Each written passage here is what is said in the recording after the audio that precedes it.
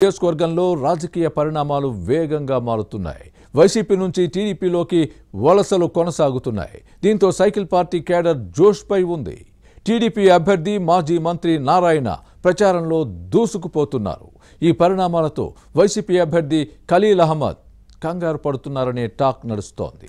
అరెస్టులు, వేధింపులు, ఇళ్లలో సోదాలతో నారాయణను దెబ్బతీసేందుకు వైసీపీ పన్నిన వ్యూహం బెడిచికొట్టిందా? ఫ్యాన్ పార్టీకి కోవట్లుగా మారిన టీడీపీ నేతలకు చెక్ పడిందా?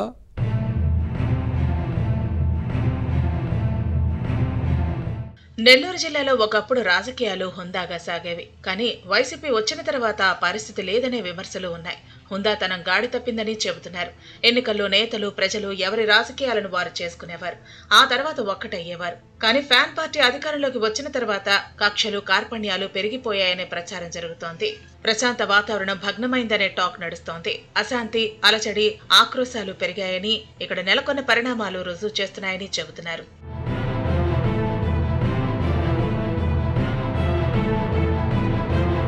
టీడీపీ ప్రభుత్వ హయాంలో మాజీ మంత్రి నారాయణ కీలకంగా వ్యవహరించారు. రాజధాని అమరావతి కోసం 33,000 ఎకరాలకు పైగా భూ సమీకరణ చేసిన నేతగా గుర్తింపు తెచ్చుకున్నారు. మున్సిపల్ శాఖ మంత్రిగా ఏపీ వ్యాప్తంగా షీర్వాల్ టెక్నాలజీతో 13 లక్షల ఇళ్లు నిర్మించారు. అన్నిటికీ మించి నెల్లూరు నగరాన్ని 5,263 కోట్లతో అభివృద్ధి చేశారు. గత ఎన్నికల సమయంలో నారాయణ్ని తమ పార్టీలోకి రప్పించేందుకు వైసీపీ పెద్దలు విశ్వ ప్రయత్నాలు చేశారు. అధికారంలోకి వచ్చినప్పటి నుంచి వరుసగా తీవ్ర వేధింపుల పర్వం కొనసాగించారు. అమరావతి, భూ సమీకరణ, రింగ్ రోడ్ అలైన్మెంట్ మార్పు, ప్రశ్నపత్రాల లీకేజ్ అంటూ అక్రమ కేసులు బనాయించి తీవ్ర మానసిక క్షోభకు గురిచేశారు. అరెస్టులంటూ పోలీసు వాహనాల్లో గంటల తరబడి తిప్పి అమానుషంగా వ్యవహరించారనే ఆరోపణలు వచ్చాయి.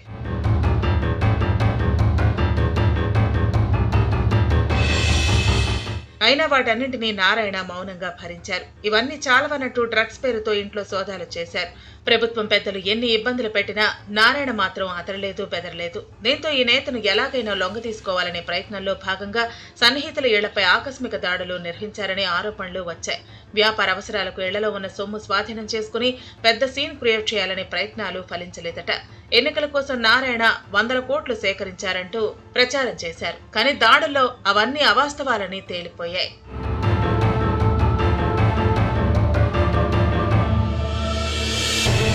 YCP sitting MLA Anil Kumar Yadav మాజీ మంత్రి నారాయణను టార్గెట్ చేశారు.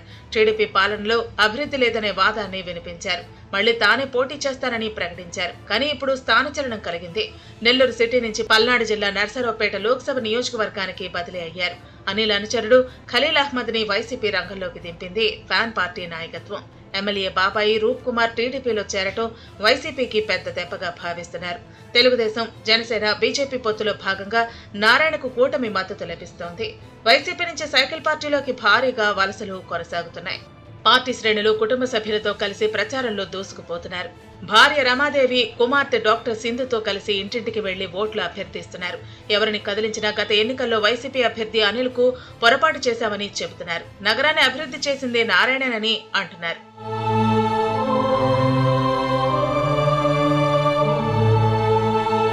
గత ఎన్నికల్లో నారాయణపై ఎమ్మెల్యే అనిల్ కుమార్ 1800 ఓట్ల మెజార్టీతో గెలుపొందారు. అప్పట్లో కొందరు టీడీపీ కార్యకర్తలు కోవర్టులుగా పనిచేశారనే ఆరోపణలు ఉన్నాయి.